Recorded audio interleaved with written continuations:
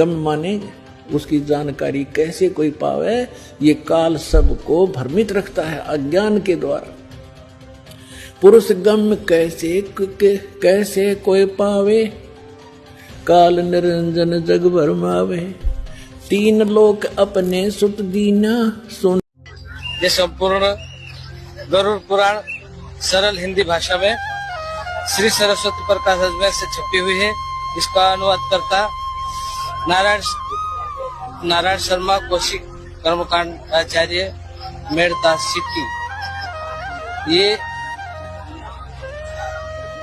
इसमें ये प्रमाण है कि जिसके कर्म कांड में या 10वें 12वें में खाने वाले का क्या दुर्दशा होती है। पेज नंबर 51 इसमें लिखा हुआ है, मृतक के एकादश के दिन भोजन करने वाला कुत्ता और देवताओं के भागों को खाने वाला मुर्गा होता है।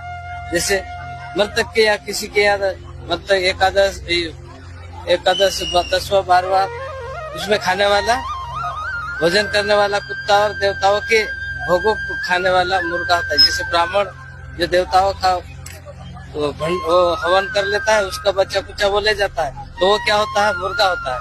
जो ब्राह्मण द्रव्य के लोभ से देवताओं का पूजन करता है वह देवलोक कहा जाता है और देव कार्य तथा पितृ कार्य में निंदित होता है। महापातकों से युक्त होकर जो प्राणी घोर नरकों का उपभोग करके कर्म के क्षय होने पर इस संसार में पुनः आते हैं, फिर भी वे महापातकी ही होते हैं। मदिरा पीने वाला भेड़िया, कुत्ता और शियार की योनि पाता है। दर्शकों हमारे साथ यहाँ पर जुड़ चुके हैं, इनसे जानेंगे कि संत रामपाल जी महाराज पूजा मतलब देवी देवताओं की पूजा के लिए क्यों मना करते हैं। सर बताइए। सर साहिब जी, संत रामपाल जी महाराज पूजा के लिए मना नहीं बोलते हैं। हमारे हिंदू धर्म के सभी शास्त्रों में मना बोला गया है, जिसका प्रमाण हमारे श्रीमद देवी भागवत महापुराण के प्रथम खंड में है लिखा हुआ। ये गीता प्रेस गोरखपुर से छपी हुई है। आप देखिएगा इसके ये पंचम स्कंद है और इसमें देवता बोल रहे हैं। पंचम स्कंद का अध्याय 19 है और श्लोक नंबर 6 आने की देवता बोल रहे हैं, जननी जो मनुष्य माया के गुणों से प्रभावित होकर ब्रह्मा, विष्णु, महेश, चंद्रमा, अग्नि, यम, वायु, गणेश आदि प्रमुख देवताओं की स्तुति यानी पूजा करते हैं, वो अज्ञानी ही है। यानी कि इसलिए पूजा के लिए मना बोलते हैं, शास्त्रों में वर्णित है। ससाय महाकुंभ में इतने सारे साधु संत, इतनी जनता जा रही है, वहाँ पे स्नान कर रही है, क्या इनका भी मोक्ष नहीं होगा? इनको भी ज्ञान नहीं है क्या? आप इसको भी गलत बताओगे? विष्णु जी की बात बताते हैं आपको। अच्छा, गरुड़ पुराण से। ये गरुड़ पुराण है, गीता प्रेस गोरखपुर से प्रकाशित है। अब इसमें धर्म कांड के प्रेत कल्प में दिखाते हैं क्या है। ठीक है। विष्णु जी गरुड़ जी को बता रहे हैं कि जन्म से लेकर मृत्यु पर्यंत गंगा आदि पवित्रतम नदियों में रहने वाले मेंढक या मछली आदि प्रमुख जलचर प्राणी योगी हो सकता है। ये नित्य आदि कर्म लोक रंजन के कारण है, यानी कि लोगों को लुभाने के कारण है। खगेश्वर मोक्ष का कारण तो साक्षात तत्व ज्ञान है। तत्व ज्ञान वर्तमान में सिर्फ संत रामपाल जी महाराज के पास है, जो टीवी पे शास्त्रों में खोल खोल के दिखा रहे हैं कि ये भगवान है, कबीर भगवान है। होगा अगर आपको भगवान चाहिए, मोक्ष चाहिए और सुख चाहिए संसार में, तो संत रामपाल जी महाराज के सत्संग सुनो। साधना टीवी पर 7:30 बजे सत्संग। नमस्कार मैम। नमस्कार जी मैम। जितने भी साधु संत हैं वो ये बताते हैं कि पाप कर्म कट नहीं सकते, कर्म के लेख मिट नहीं सकते। इसके बारे में संत रामपाल जी महाराज जी क्या बताते हैं?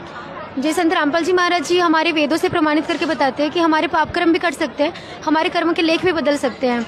जैसे कि ये ऋग्वेद है, ऋग्वेद मंडल नंबर 9, ऋग्वेद का मंडल नंबर 9-10 है ये। और इसमें देखिए ऋग्वेद मंडल नंबर 10 का सूक्त नंबर 161 का मंत्र नंबर 2, इसमें लिखा है कि यदि रोगी नष्ट जीवन शक्ति वाला हो गया है, यदि अथवा वह सीमा से परे चला गया, मतलब मृत्यु भी हो गई है, यदि वह मृत्यु के समीप पहुंच गया, मतलब मृत्यु होने वाले भी है, तो भी कबीर परमेश्वर कह रहे हैं कि तो भी उस रोगी को मैं भीषक कष्टपद रोग के पंजे से छुड़ा लाता हूँ और 100 शरद ऋतु तक जीने के लिए इसको बलयुक्त करता हूँ। मतलब परमात्मा हमें 100 वर्ष की आयु भी प्रदान कर सकते हैं अगर हमारी इच्छा मुक्ति प्राप्त करने की हो तो। जी धन्यवाद। धन्यवाद मैम। ये ऑर्थोडॉक्स ज्यूइश बाइबल है। ये ऑर्थोडॉक्स ज्यूइश बाइबल है। ये देखिए, ये AFI इंटरनेशनल पब्लिशर न्यूयॉर्क की है, ये USA से। इसमें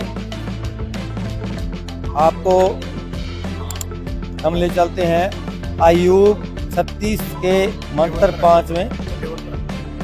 ये देखिए, यहाँ लिखा हुआ, क्लियर लिखा हुआ है, CL इज कबीर। L का मतलब होता है इलोहम, का मतलब अल्लाह या गॉड बोलते हैं जिसको। इसका मीनिंग ये होता है इज कबीर, मतलब गॉड इज कबीर।